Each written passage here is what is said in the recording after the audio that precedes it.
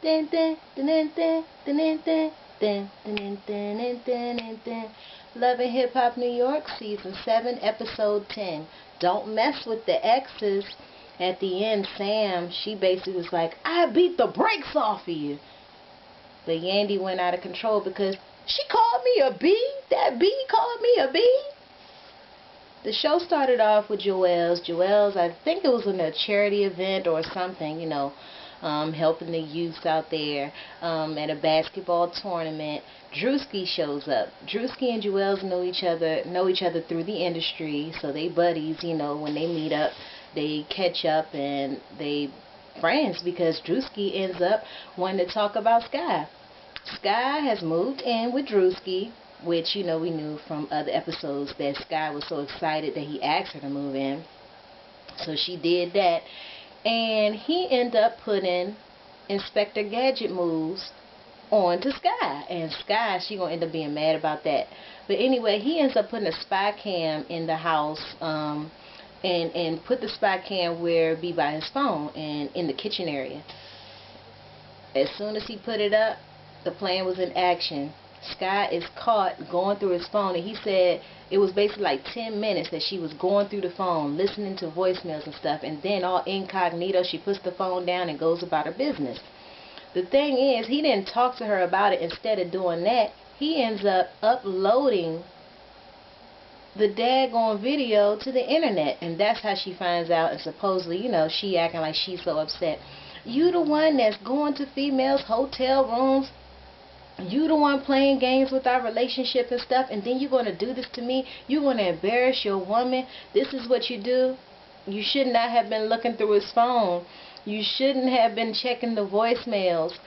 And if you're going to do something like that, you got to do it at the most opportune time if it's something that you got to do. I don't know if you're supposed to be looking through these phones, but I mean, you don't want to find out your man's cheating, but you can't be looking for the cheating. And if he gets caught cheating on you, the best thing you can do is leave him, especially when you end up falling deeper into the relationship, still not trusting the person. What kind of relationship are you in if you're not communicating and not trusting? It's no relationship anyway.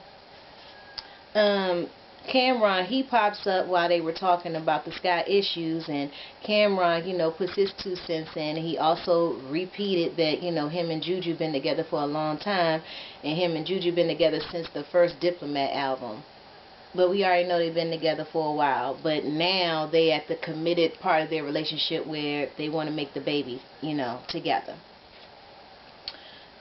Peter Guns, he wants to meet up with Rich. He asks Rich to come with him to go see some classic cars or whatever. And Rich say his favorite car is a Corvette.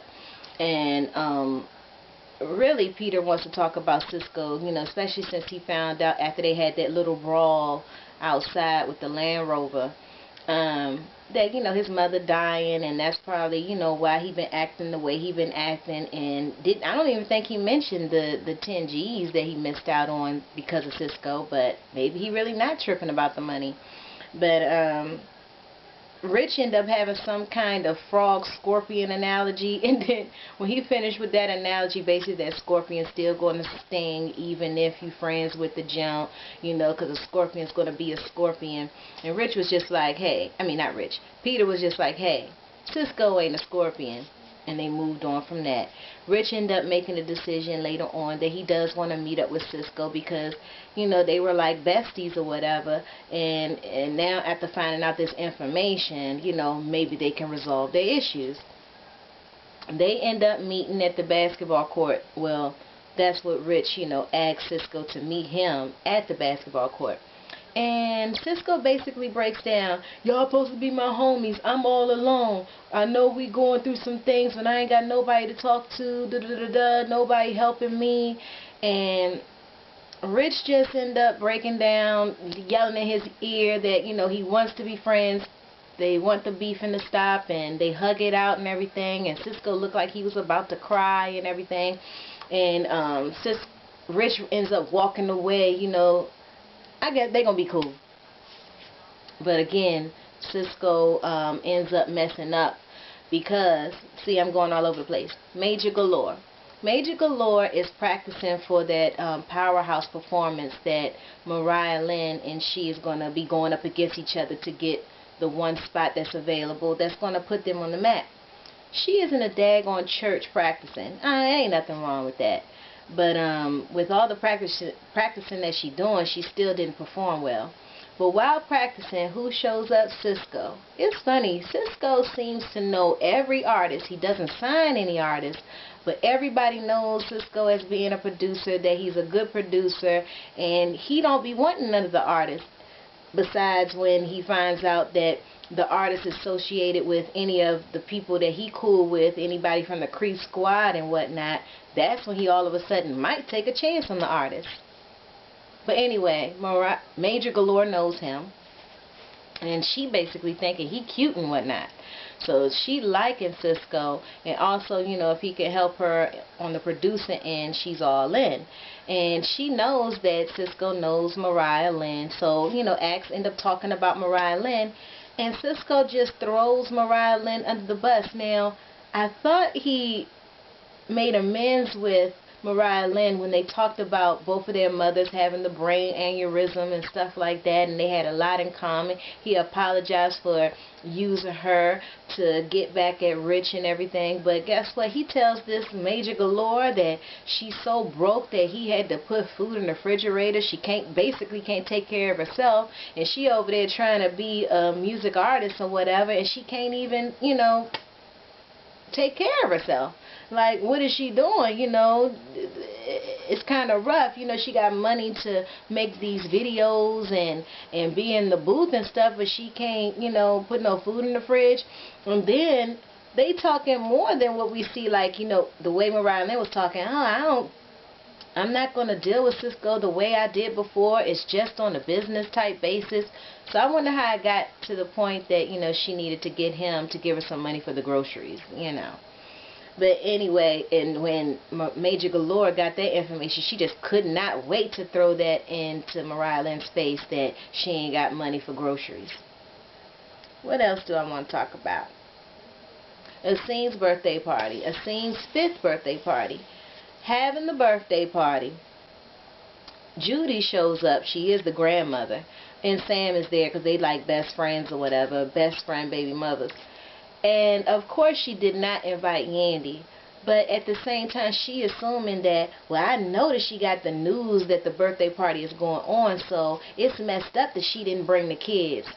Now, if you really wanted the kids to be at the party, Erica, or baby mothers out there, you still got to invite the mother, because the only way the kids is going to show up is if the mother shows up.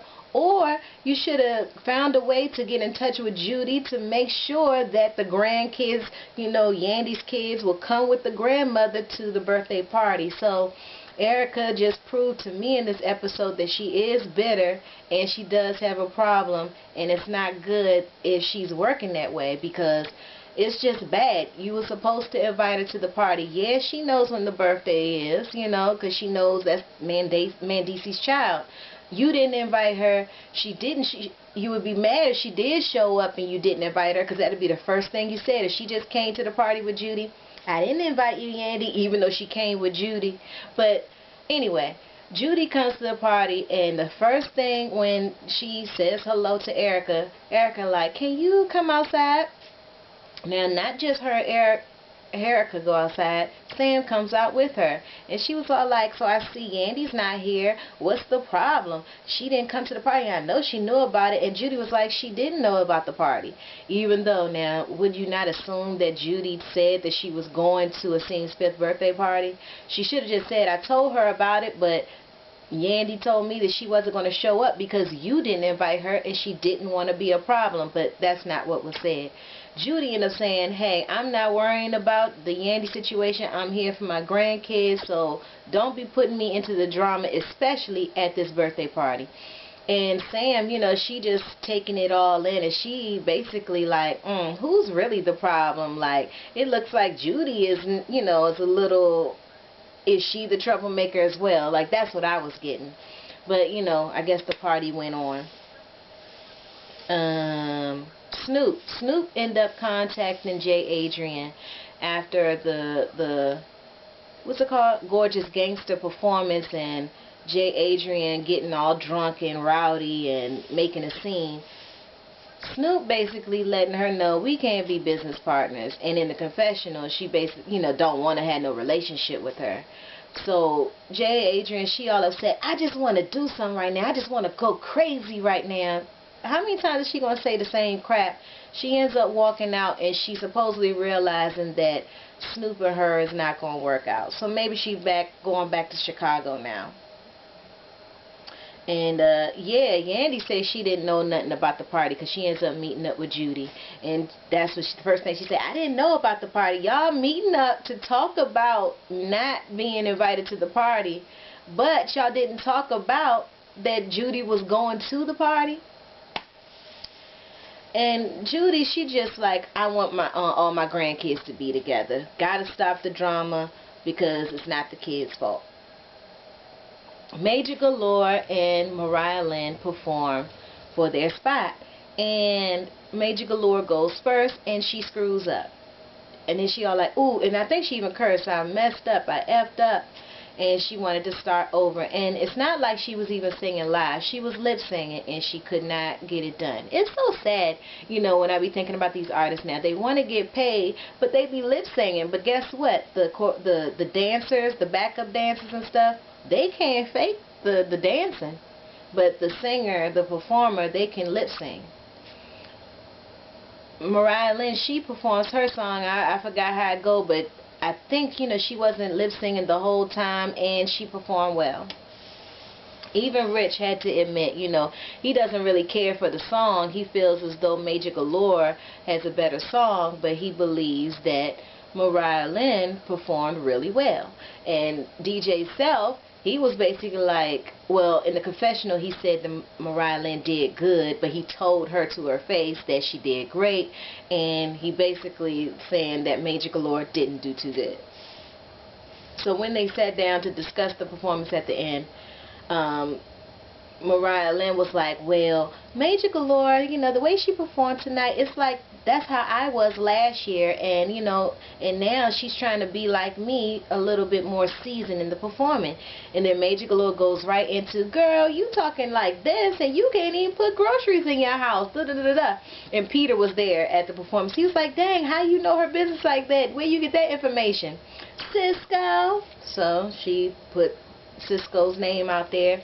And it's just another situation where they looking like, dang, Cisco always is the one behind the drama that unfolds. So yeah, so it's another thing for people to be mad at Cisco about. And Sky, she ends up meeting up with her man Drewski after she ends up seeing on the internet her doing her snooping on her boyfriend, getting caught on camera. She confronts him, and I think, did I already say it? Oh well, not redoing this, so anyway, she's mad at her man. And then I talked about Rich meeting up with Cisco, and in the end, like I said, they all gonna be mad at Cisco, and Self ends up talking to Mariah Lynn and Major Galore, wanting to team up to get back at Cisco, and they all in. And Major Galore was like, she don't even care, she thought he was cute or whatever, but how he, telling her Mariah Lynn's business like that, she don't like what he did. Even though all you had to do was take the information in and do better than Mariah Lynn, not throw the information that was told to you by somebody else into her face in front of other people. So, I don't know, Major Galore is a little whack to me still. So this show's about to wrap up at this point. Sam gets a collect call from the jail from Mendeecees. Mendeecees was like, man, what's going on? You still beefing with Yandy? Y'all teaming up against her? What's really going on? And just remember, I don't know why you don't seem to remember, Sam, when you was pregnant with Mendeecees, that's when Erica came in the picture, and Erica knew about you. I told her about you, and she didn't care, and she still wanted to be with me. Now we know how old Mendeecees is. We know how old Asim is. So it's years gap in between little Mendeecees and Asim. So hey, Erica's been around for a while, because he said that Erica was around when Sam was pregnant with Mendeecees. little Mendices. And Yandy ends up popping up on the first #1 baby mother, which is Erica. And I think this is the same place where Sam and Erica was, you know, trying to get their children clothing line thing going. And she's standing in the same spot that they were standing at when Sam and Erica was talking about what they wanted to do with their children's clothing line. So she walks up and she, you know, all big and bad, and she comes with Judy. Judy walking right in with Yandy, and she all like, so what's really going on? Y'all got plotting against me, blah, blah, blah. Sam, she about to park her car because she coming in because Erica, you know, had Sam, you know, already coming to the shop anyway. Coming to the space, whatever that is, the office space. And Sam ends up coming in or whatever, and Erica, you know, she got her BFF with her. They going back and forth, and then Sam, I really, you know, who cares? Sam ended up getting so irate and ends up calling Yandy a B, and Yandy was not going for being called a B, and she ends up saying, that B calling me a B, and it looked like they trying to, you know, throw hands or whatever. And Sam, you know, she sounds a little thuggish and the way she was talking, and she basically was like, I'd rip your head off and blah, blah, blah. So they arguing. Baby mother's having some issues, and Mendices, he's up in the jail, you know, probably watching Love and Hip Hop, just like I'm watching Love and Hip Hop tonight. So yeah, that was Love and Hip Hop, New York, Season 7, Episode 10. Peace out.